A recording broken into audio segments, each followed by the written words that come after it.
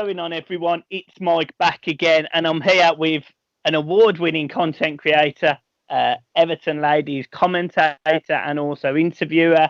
A lady I've got a lot of time for, a lot of respect. A lot of you know her. It's Sarah Halpin. How are you, Sarah? Michael, that introduction, mate. Thank you so much for that. Lovely words there, and lovely to finally be on. Got a lot of respect for you as well, mate. Think it's great what you do and everything you put out there for the club as well. And yeah, I'm not doing too bad. Just having a little chat with you off air before, and it's been a tough time, hasn't it, mate? Like with everything that's going on, and it's just been about trying to keep our heads as well as possible. So definitely the football being back's been like a massive, as much as it's been weird and just not really proper football in a sense, having Everton back's been massive. Yeah. And I look forward to seeing more, in the season that's to come. I'm excited for sure. Yeah, I was just going to get. Yeah, I mean, we have already. So just so everyone else knows, we have already recorded 4 minutes on my laptop, but it went to shit. So I decided we'd just come and do it on my phone. What's your thoughts on this season then, Sarah? Like, how bad has it been? Well, I speak for every Evertonian, I think, when, up until the sacking of Silva, that derby at Anfield when we got battered and just everything that came before, seeing us get beat 2-0 by all of the newly promoted sides, twice of them being at home. We were just in a downward spiral that seemed to have no end. Well, the end seemed to be that we would end up in serious trouble had things not changed. So obviously that was a pretty tough time to put it mildly. Yeah. Now we find ourselves today in a position where Carlo Ancelotti is our manager, and I think we're all still just so elated with that. One of the best in the world, and he seems to just fit the club. It never really felt like it fit with Silva. It fits with Carlo Ancelotti.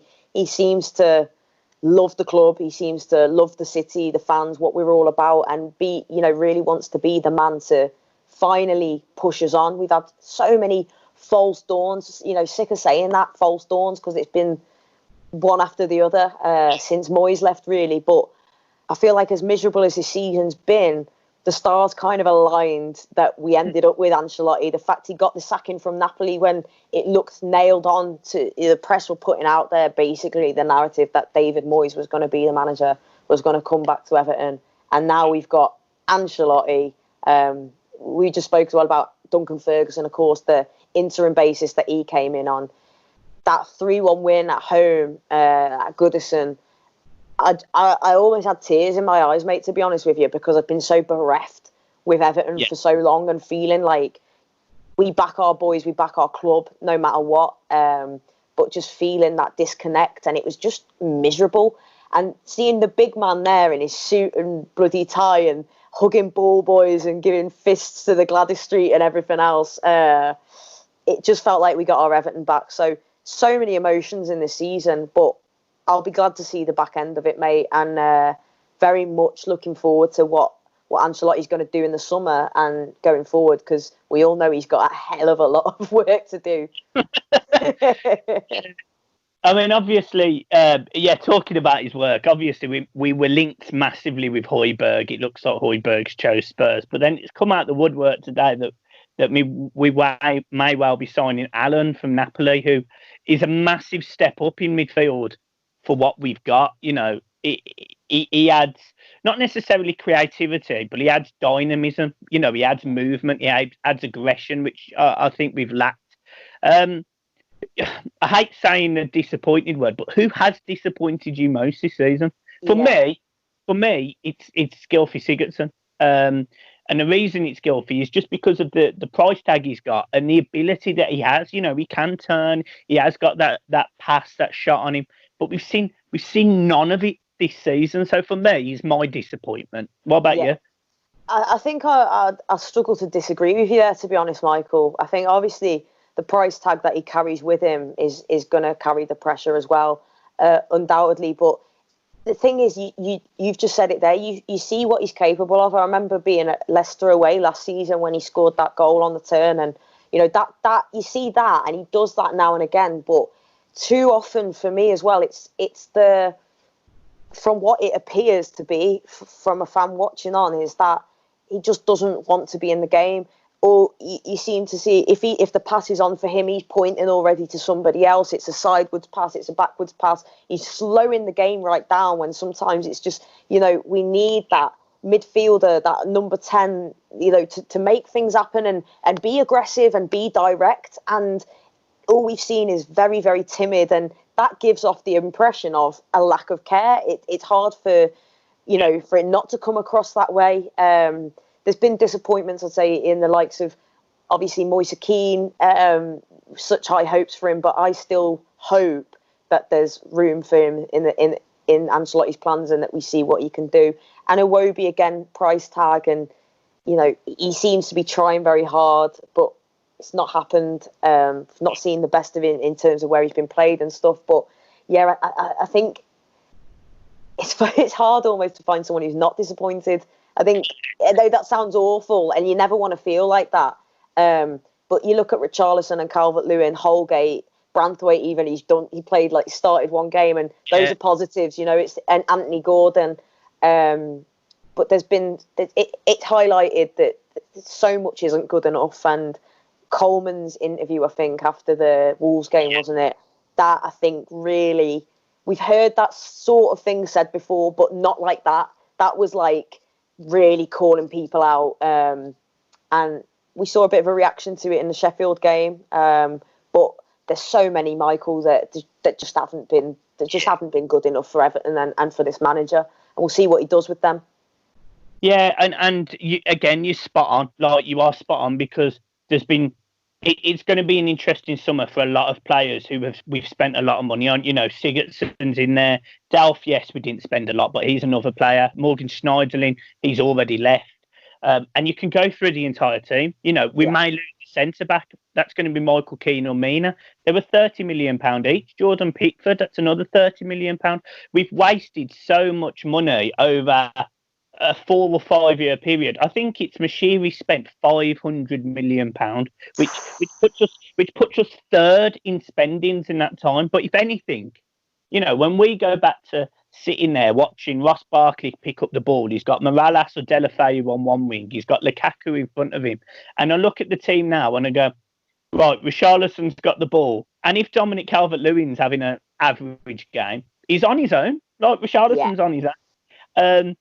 And, we've got a little sprinkling on the left with Luca Dean and occasional performances from Gomez. But we haven't got anywhere near the same team that Martinez put together in his first season. And we competed for the Champions League. We're so far off that. Where do you want to see strengthened in the summer? What positions? Obviously midfield. We know that one. Midfield goes without saying, doesn't it? It was great to see an improved performance from Gomez against Sheffield United, because it looked worrying, but we've got to be patient knowing what's happened to him, obviously, this season. I think I'd still like to see more dynamic, I don't know the word to say. Dynamism, that's it. Yeah, nominated for awards, can't even speak properly, Mike. But no, I think we need to be more dynamic, exactly, on the wings. We need wingers. Walcott coming back in, actually. I've never been the biggest fan of him, but we've seen an improvement because of that pace. So I'd like to see maybe a couple of pacey wingers. I'd still like to see a top class centre forward come in. I think Richarlison playing as an out-and-out striker works. Calvert-Lewin's been great, and I think that takes a lot of pressure off, strengthening that area. But you just said his name before, Lukaku. We've missed out. We haven't had a striker like that since him. And imagine Richarlison and Lukaku, something like that. And a Ross Barkley-esque player as well, like you said. That midfield obviously needs sorting. You're probably not going to like it, given where you're from as well, Mike. But I'd love a Jack Grealish. Someone like him to come in, and probably a goalkeeper as well, if I'm honest, mate. I think Pickford is just not reliable enough at the moment. We know he's a good shot stopper. We know when he gets his distribution right, it can be spot on. It can be exciting to watch. He can pick out that pass, but there has been too many mistakes, and I think certainly at least a top keeper to come in, at least to put pressure on him, maybe even somebody, to come in as a starter. But Ancelotti said he's not looking at keepers, but I don't know. I feel like he could hold a lot of secrets in his pristine hair. Like, to be honest, I think you're spot on. I think you make a really good comment about centre forward, because on paper, Everton, I think this is the first time that both strikers have scored 15 goals since 1986 or something for Everton. But Dominic Calvert-Lewin at times is extremely hit and miss. He's had a good half a season. He's not looked great since he's come back.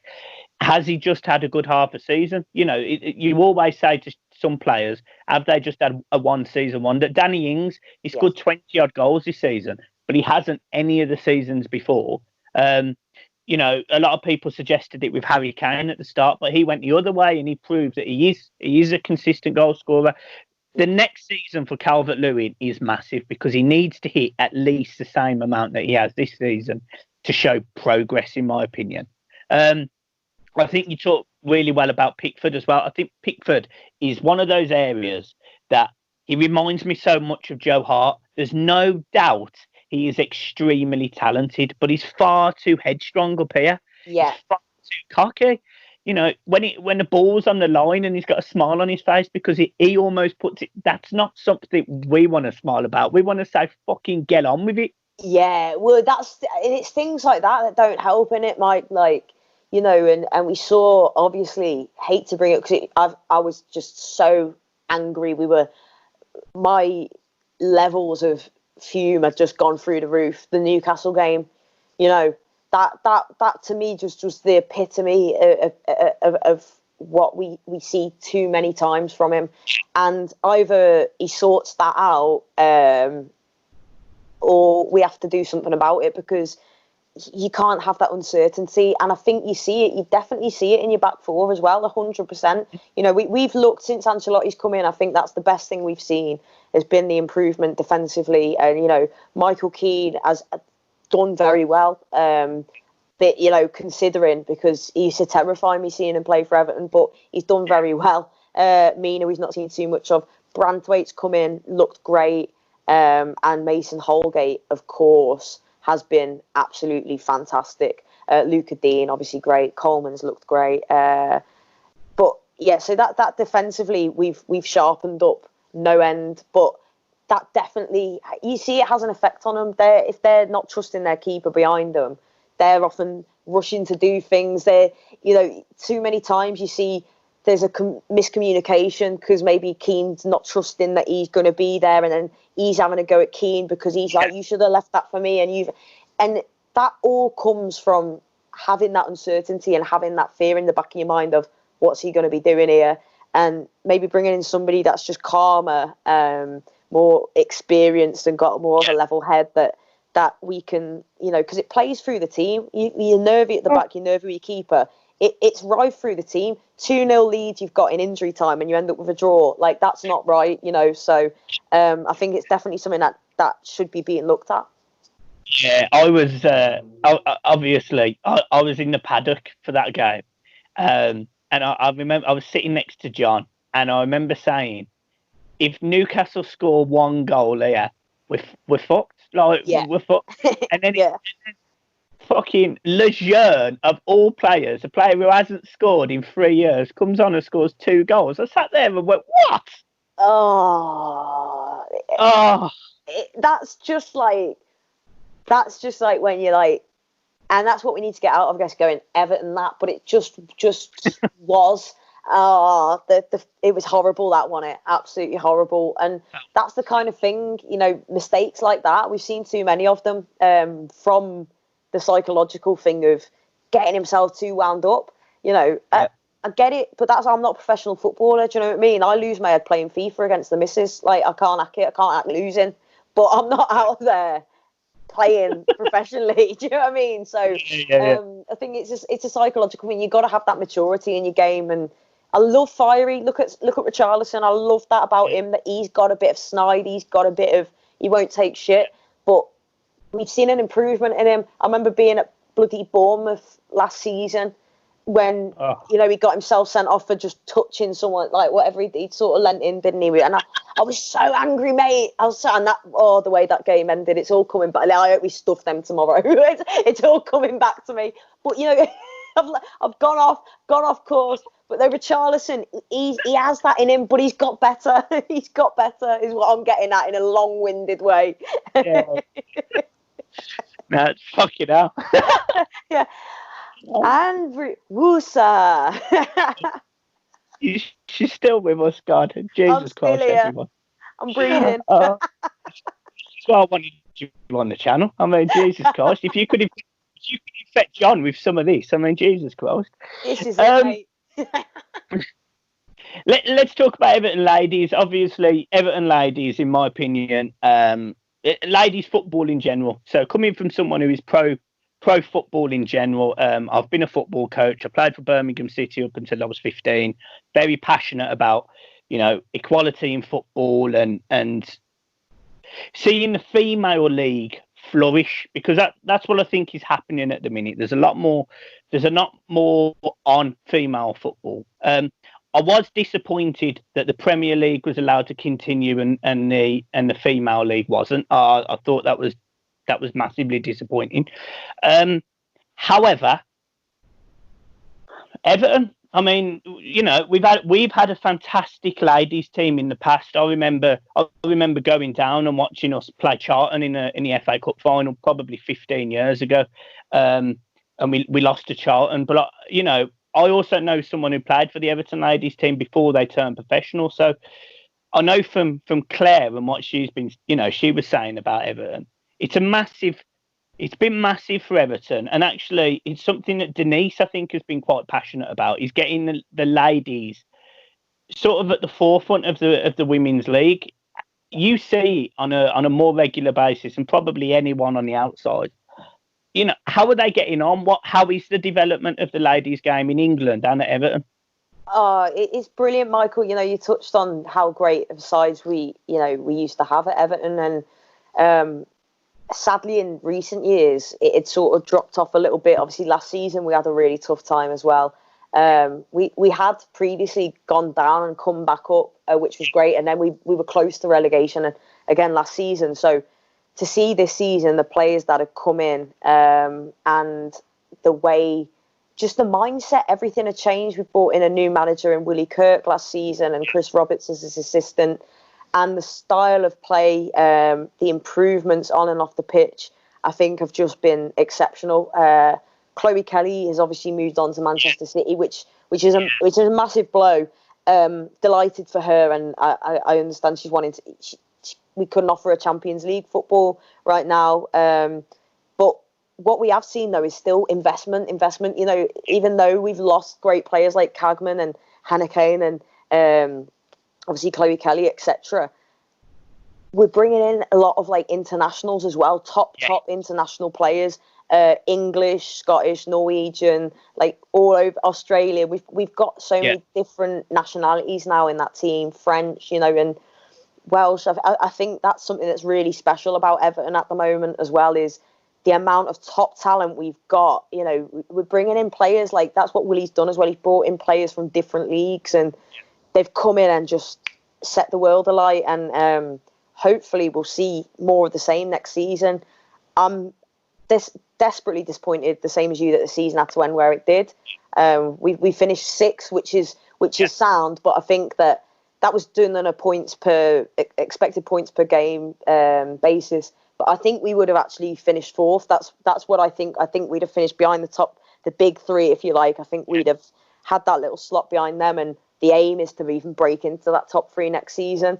But something that's great is that the FA Cup, Women's Cup, we had the quarter-final against Chelsea, which was due to be played in the new home. Gutted when that was obviously called off, but they have announced that is still going to take place in September. So I'm made up with that, because the girls did so well to get where they did, and two more wins, and you're looking at a place in Wembley, a match in Wembley. So Yeah, the mindset's good, Michael. The vibe there's good, and very much feels like we're building something special. So I can smile even talking about it because I've missed it so much, and the girls and that. But yeah, I think Denise and the club really pushing to make Everton one of the big dogs in the women's football again. Yeah, and to be fair, if you think about some of the players that Everton have had, you go back a couple of years, or say 5 years, and you can say, well, they had Tony Duggan, and then you go back a few years, and I remember looking at an England ladies team, and you had Rachel Unit at left back, you had literally the entire team was pretty much Everton, Arsenal, and Charlton, Yeah. and how we've fallen away from that, say 15 years ago to now, when it went more professional. It's a shame, but I get it. I get it. We maybe were slow off the mark. Unlike Man City, who obviously they dominated the English game for a long time. Last few years, they're obviously doing well in the ladies' game now as well. It's a lot of change. There's a lot of change for both sides, men's and women's in game in Everton. There's a lot of changes. I was incredibly impressed with the girls at the sleep out. I must say they were brilliant. They interacted with all the fans. They were a laugh. People were taking a piss out of me and everything because I was like starstruck. I was, because I was speaking to Willie a little bit about his plans for the season and how excited he was about building for the future. And he was, the whole team had this sort of aura of wanting to be successful, which is a mentality that Everton as a whole hasn't had. Yeah. So actually, I was looking at it thinking the men's game can learn a little bit from the ladies here. Bearing in mind the men's game, it's not unfair to me to say is more advanced, not in terms of skill or quality or pay, but it's just bigger globally as a brand, bigger. So the ladies' game are always having to play catch up, but actually the mentality is of wanting to win, and that's something that Everton men just need. They need to take a spoonful of. Basically, they need to understand that when you play for Everton Football Club, you're on the pitch to win. Challenge for the league. Playing in Europe, and that's where we've gone south, in my opinion.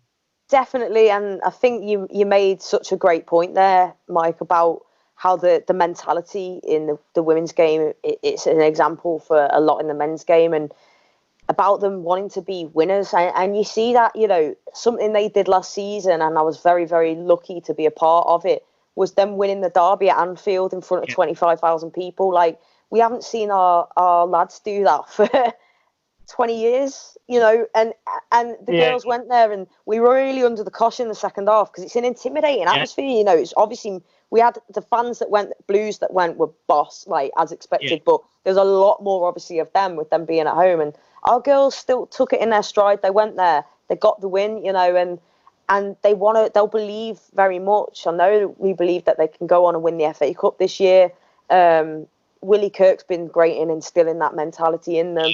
And it's so grassroots as well. This is why I'd encourage any Evertonians. I know so many Blues that go, I've never really been interested in women's footy, but I've been like, I'll just get down. And because they've come to a game, they've got dead into it. Like, they love it. And it's grassroots. It's proper. If you want to see people going out there where you feel proud of them playing for Everton, and you see them like giving everything, getting stuck in, and you know what it means to them because they get it. They get Everton. And there's no greater feeling. I feel so proud every time I watch them girls, like, and you're rooting for them. It's boss, it's proper footy. There's so much now with VAR, and there's everything about football. I love football. I love Everton. I love Premier League, everything. But I love being in the terraces watching the girls. I love the rawness of it. And I think we'll see it grow, but we'll still see that mentality remain the same because they've had to fight so hard for everything, and they're not on the wages like these Premier League players are, where when they retire from football, they'll have a cushy little life and never have to do anything again.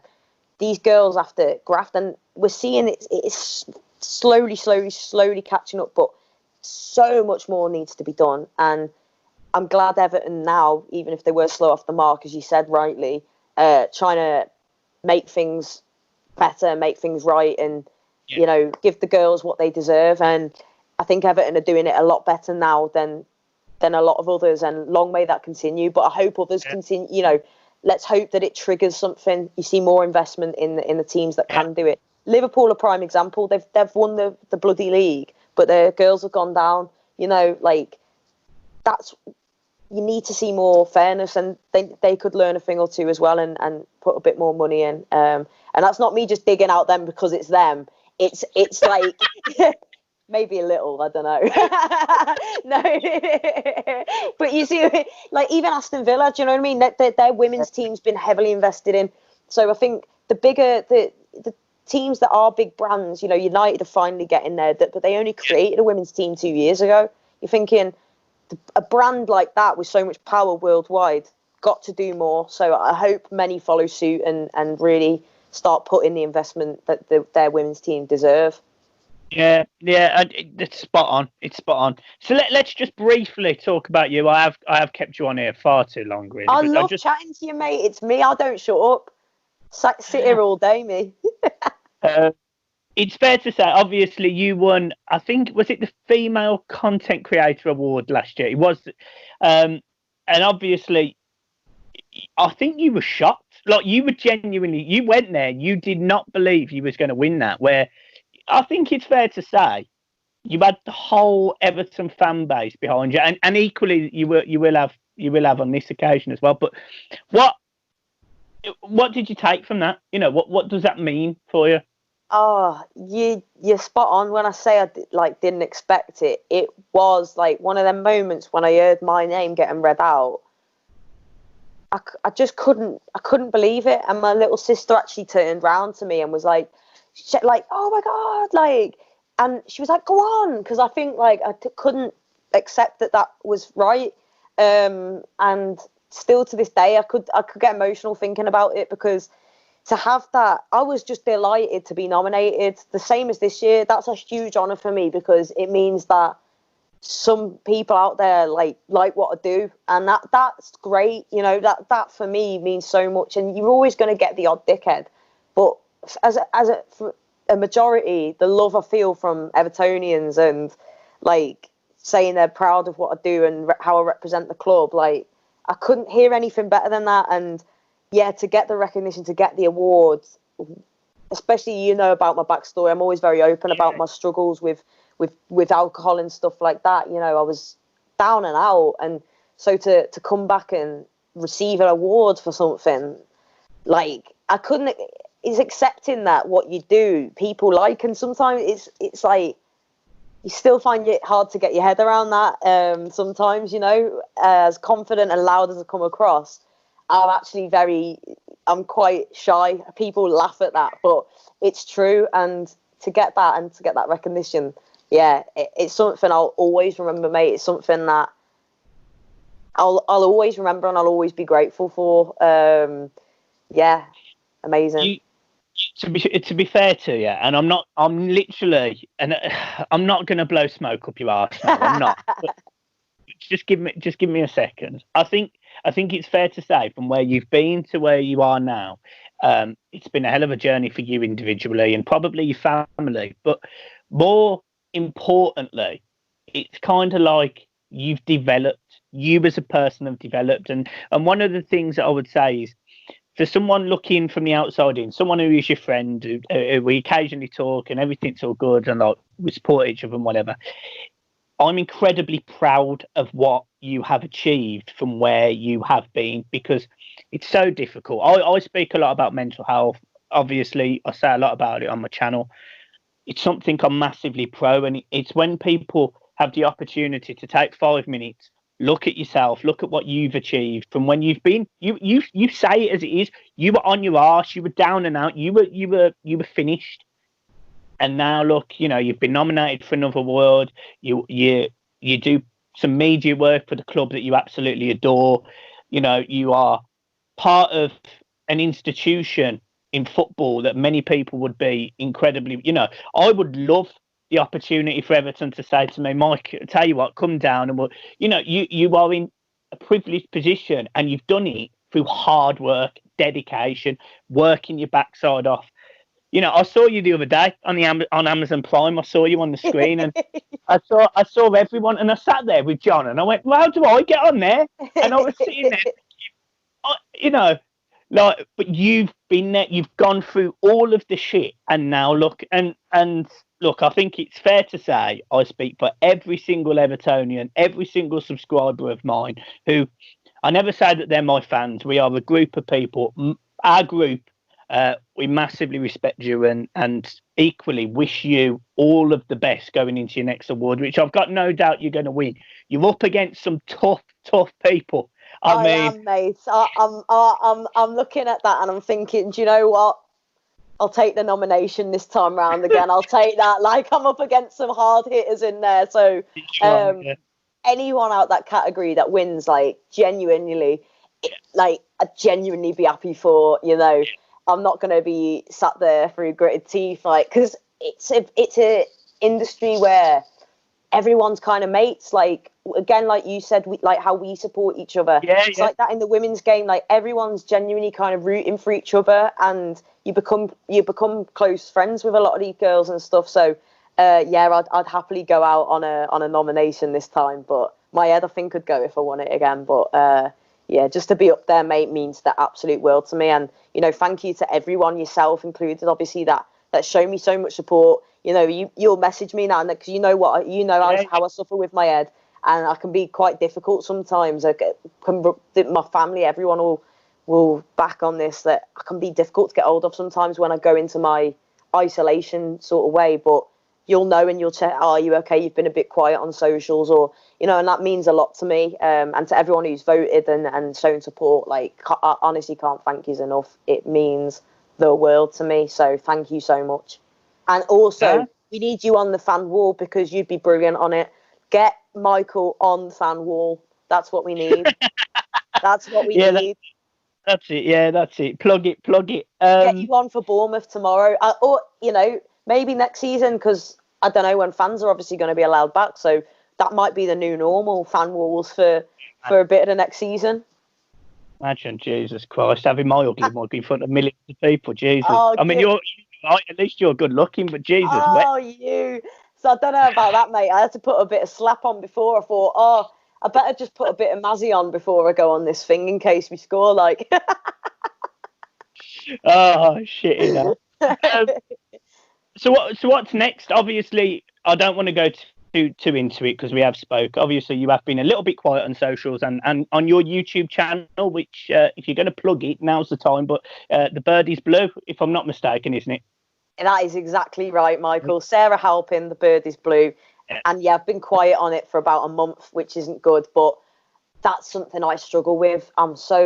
When I retreat, I just sort of shut off from things, and we spoke about it before, didn't we? How I think in this time of just life and the world right now, you've got to do what you can. And if I've not been in the place to be putting videos out there, I know sometimes, because I watch it back and I look like I'm doing it just to do it, and I'm not really like feeling it, or I'm not really in the right headspace. So I just sort of retreat from it a bit. But I feel like even doing this with you tonight, like, it gives me that actual passion for it again, and chatting about and enjoying it, you know. So yeah. I'll probably, after this, later tonight, smash a video out on my channel as well, and we'll do the plug it like the Spider-Man meme, like.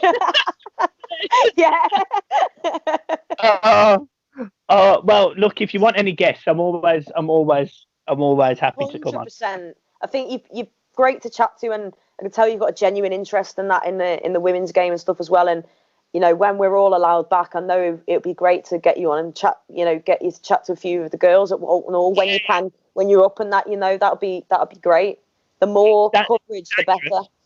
Dangerous. Me chatting to women's always dangerous. I mean, I'll forewarn them, shall I? No, I'm messing.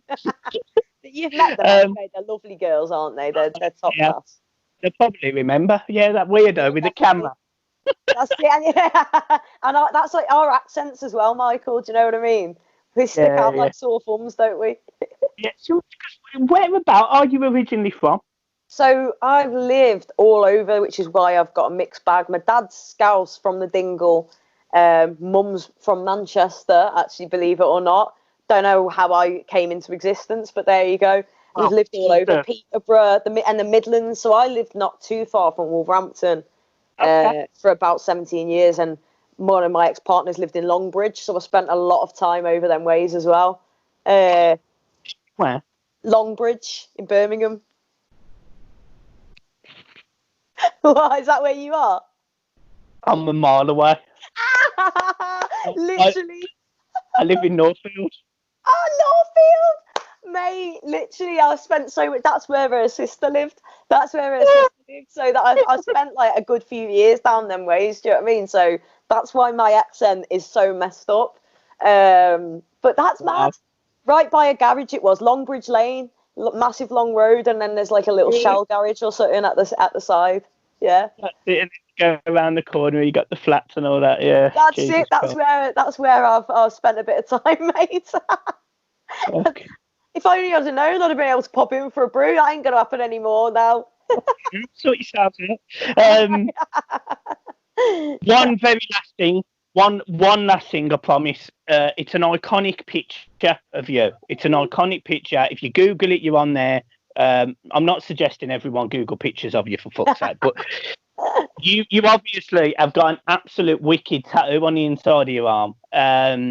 And I must say, I'm absolutely sold on it. But as someone who's only got half a sleeve at the minute, love that, mate. Yeah, I've still not had this bit done though, because I'm scared. I'm a bit scared of having my bicep done, the inner bicep. I feel like that's going to be tender. So yeah. But I absolutely love it. And what's wicked is, to the awards last year, you wore a blue and white suit. Gotta do it, mate. Absolutely representing.